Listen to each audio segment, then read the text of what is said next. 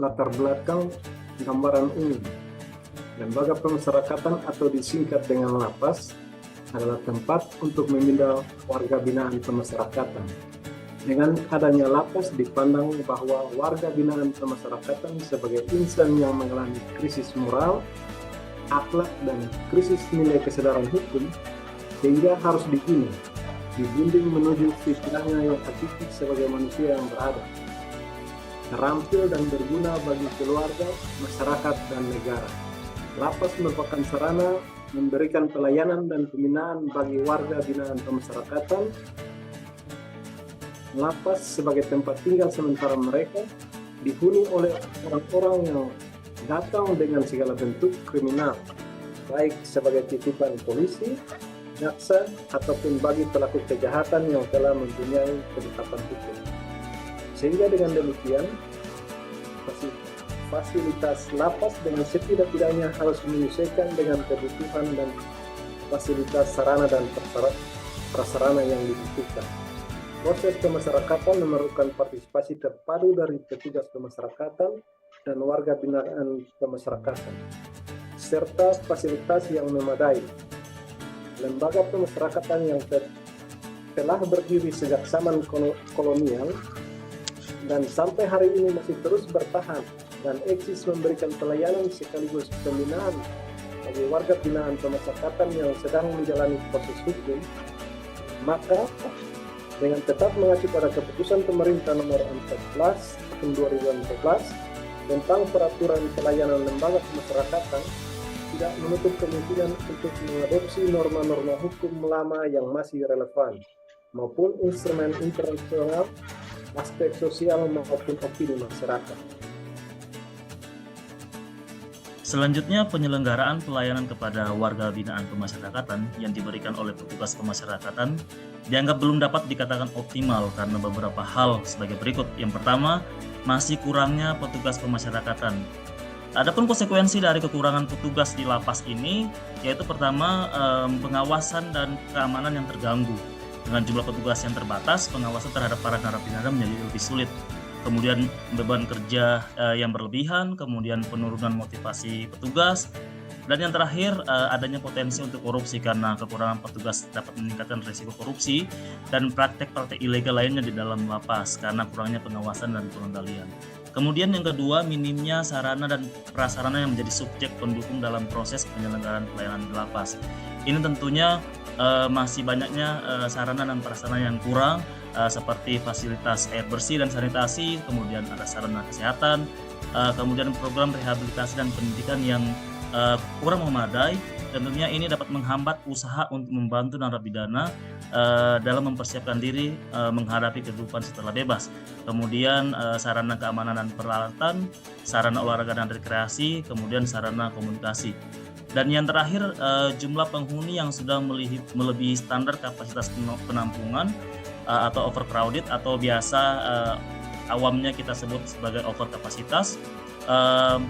Tentunya itu adanya keterbatasan ruang hunian yang menyebabkan para narapidana tinggal dalam sel yang sempit dan kurang.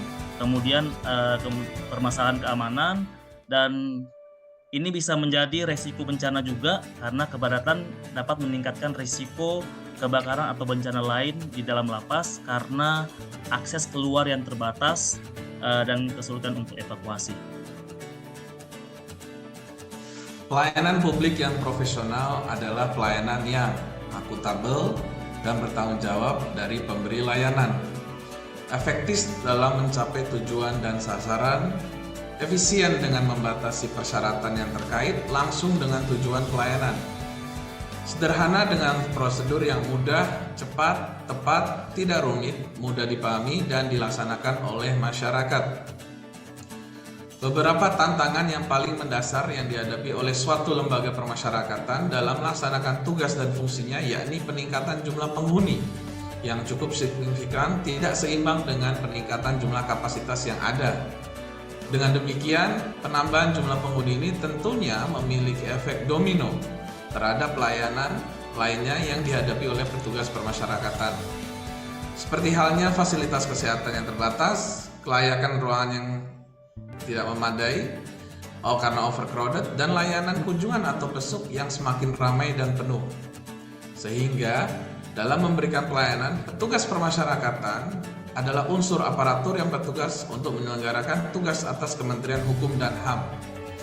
Sistem permasyarakatan bertujuan untuk membentuk kesadaran, perbaikan diri, dan tanggung jawab pada warga binaan agar mereka tidak mengulangi tindak pidana serta aktif berperan dalam pembangunan masyarakat.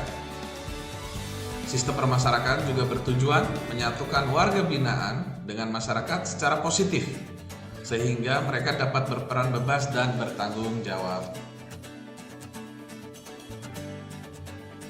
Selanjutnya terkait area aksi perubahan. Pada umumnya layanan yang ada pada lembaga pemasyarakatan dan rumah tahanan negara memiliki hal yang sama dalam menghadapi pandemi COVID-19. Semua lapas rutan menutup sementara layanan kunjungan atau besukan. Dan layanan tersebut digantikan dengan layanan kunjungan online menggunakan sistem video call by WhatsApp. Namun seiring berjalannya waktu, perkembangan pandemi COVID-19 menurun dan semakin terkendali. Pemerintah menetapkan status pandemi menjadi endemi dengan pencabutan pemberlakuan pembatasan kegiatan masyarakat atau PPKM. Dirjen Pas dalam surat keputusan nomor PAS Datar 04.0.OT.02.02 pada tanggal 6 Februari 2023 memutuskan dan menetapkan penyesuaian pelaksanaan layanan pemasyarakatan terkait dengan diberlakukan kembali layanan kunjungan secara tatap muka. Dengan demikian, area aksi perubahan ini menitik fokuskan pada layanan antrian online kunjungan bagi keluarga, sanak saudara, dan penasehat hukum warga binaan pemasyarakatan atau WBP di dalam lapas. Melalui antrian online berbasis WhatsApp ini, memudahkan petugas dalam mengatur waktu dan ruang kunjungan sehingga tidak terjadi penumpukan antrian pada saat berkunjung. Selain itu juga memudahkan keluarga, sanak saudara, dan penasehat hukum WBP dalam memanajemen waktu untuk melaksanakan kunjungan serta memperoleh informasi lain terkait kunjungan.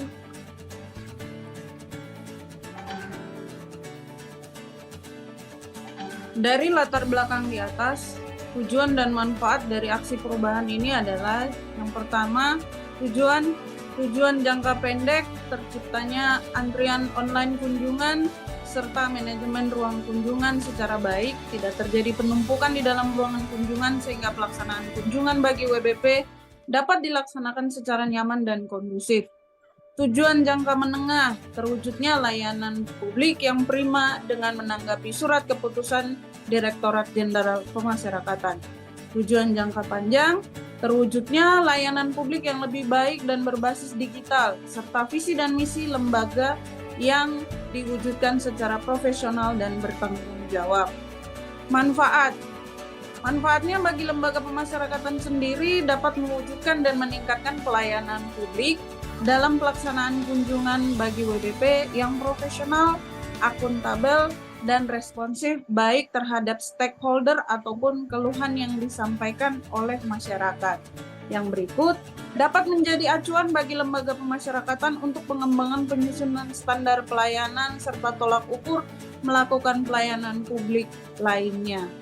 Manfaat berikutnya bagi masyarakat, dengan menggunakan antrian online ini, layanan kunjungan melalui aplikasi WhatsApp, keluarga, sanak saudara, dan penasehat hukum warga binaan pemasyarakatan dapat melaksanakan kunjungan lebih nyaman dan kondusif bersama dengan WBP. Yang berikut, masyarakat dapat memperoleh informasi secara tepat dan akurat untuk melaksanakan kunjungan terhadap sanak saudaranya yang berada di dalam lapas. strategi penyelesaian masalah dan uraian aksi perubahan, kebijakan pelayanan kepada narapidana dan tahanan. Dengan berlakunya Undang-Undang Nomor 22 Tahun 2022, maka Undang-Undang 12 Tahun 1995 tentang pemasyarakatan tidak berlaku lagi, karena berdasarkan perkembangan hukum masyarakat dan belum sepenuhnya mencerminkan kebutuhan pelaksanaan pemasyarakatan. Adapun dalam undang-undang tersebut tercantum hak dan kewajiban tahanan dan narapidana, antara lain hak menjalankan ibadah sesuai dengan agama dan kepercayaannya, mendapat perawatan baik jasmani maupun rohani, mendapat pendidikan, pengajaran, kegiatan rekreasional, serta pengembangan potensi diri, serta mendapat pelayanan kesehatan, makanan yang layak sesuai dengan kebutuhan gizi, serta mendapat layanan informasi, penyuluhan hukum dan bantuan hukum, serta menyampaikan pengaduan dan keluhan. Demikian pun mereka mendapat bahan bacaan dan mengikuti siaran media massa yang tidak dilarang, serta mendapat perlakuan yang manusiawi dan dilindungi dari penyiksaan, eksploitasi, dan segala tindakan yang membahayakan fisik dan mental, serta mendapat layanan sosial, dan mereka juga menerima ataupun menolak kunjungan keluarga, advokat, pendamping, dan masyarakat. Demikian juga perlakuan yang diberikan tidak diskriminatif. Semua mendapat pelayanan yang sama dan merata, baik itu pelayanan penerimaan warga binaan masyarakat, pelayanan kesehatan, pelayanan makanan dan minuman, pelayanan kunjungan keluarga, dan penasihat hukum, serta pelayanan keamanan.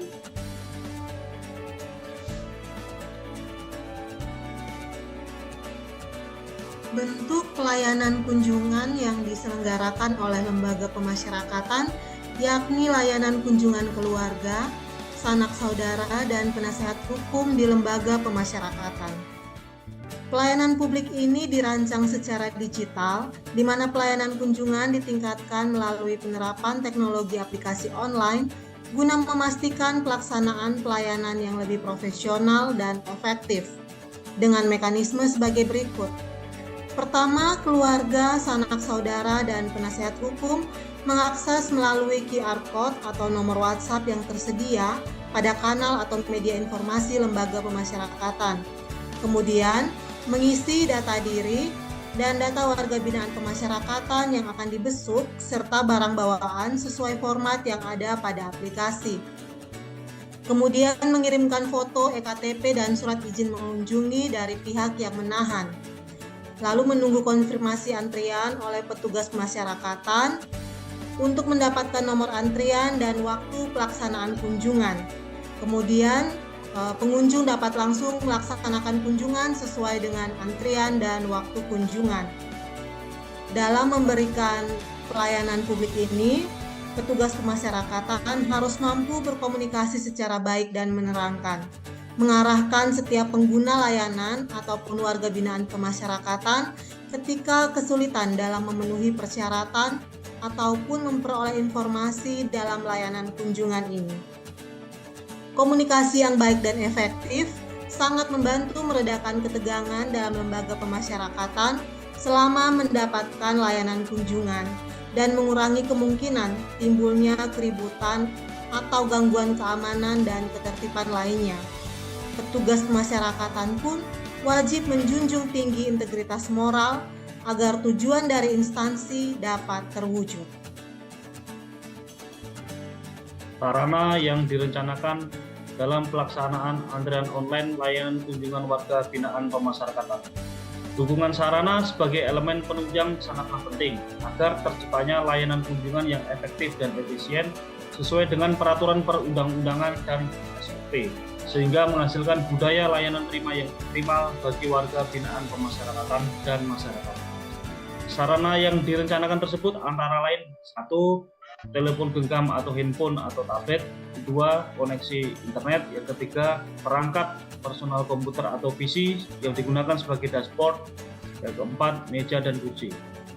Faktor-faktor pendukung dalam pelaksanaan antrian online layanan kunjungan kepada warga binaan pemasyarakatan antara lain 1. Faktor internal, yaitu dukungan pimpinan, dalam hal ini Kepala Kantor Wilayah Kementerian Hukum dan Hak Asasi Manusia Nusa Tenggara Timur dalam fungsinya yaitu monitoring dan evaluasi terhadap layanan kunjungan. B. Petugas pemasyarakatan yang bertugas secara profesional dan akuntabel, bersikap humanis dalam menanggapi keluhan masyarakat dan tanggap dalam merespon pertanyaan pengunjung pengguna layanan antrian online. C. Warga binaan pemasyarakatan yang menjunjung tinggi hak sesama warga binaan pemasyarakatan sehingga terciptanya suasana ruangan kunjungan yang nyaman dan kondusif. Faktor eksternal, masyarakat sebagai objek yaitu pengunjung dan pengguna layanan antrian online. Layanan kunjungan harus kooperatif. Apabila ada pertanyaan, keluhan, dan saran disampaikan secara baik dan sopan sesuai dengan fakta, serta bersikap kooperatif dalam pelaksanaan layanan kunjungan demi terciptanya layanan kunjungan yang nyaman dan kondusif.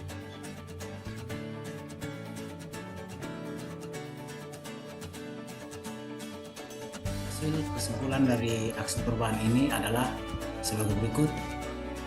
Layanan antrian online memberikan solusi yang efektif untuk menjawab permasalahan yang berhubungan langsung dengan masyarakat. Antrian kunjungan penuh, sesak, dan ramai akan teratasi dengan memanfaatkan teknologi. Lembaga pemasyarakatan mengambil langkah cepat penyesuaian dengan era digital dalam menciptakan efisiensi, aksesibilitas, dan kenyamanan bagi masyarakat, serta membantu petugas dalam ketertiban kunjungan. Maka seorang kepala lembaga pemasyarakatan yang berprofesional, akuntabel, responsif, dan bertanggung jawab memiliki kemampuan untuk memimpin organisasinya dengan baik, baik dalam pelaksanaan tugas sehari-hari maupun dalam menciptakan budaya pelayanan yang prima. Sistem antrian online memberikan manfaat bagi pengunjung yang hendak mengunjungi warga binaan di lembaga pemasyarakatan dengan menciptakan lingkungan kunjungan yang nyaman. Selain itu, sistem ini juga mendukung upaya lembaga pemasyarakatan dalam menjunjung tinggi hak asasi warga binaan dengan memastikan layanan kunjungan yang kondusif bagi mereka.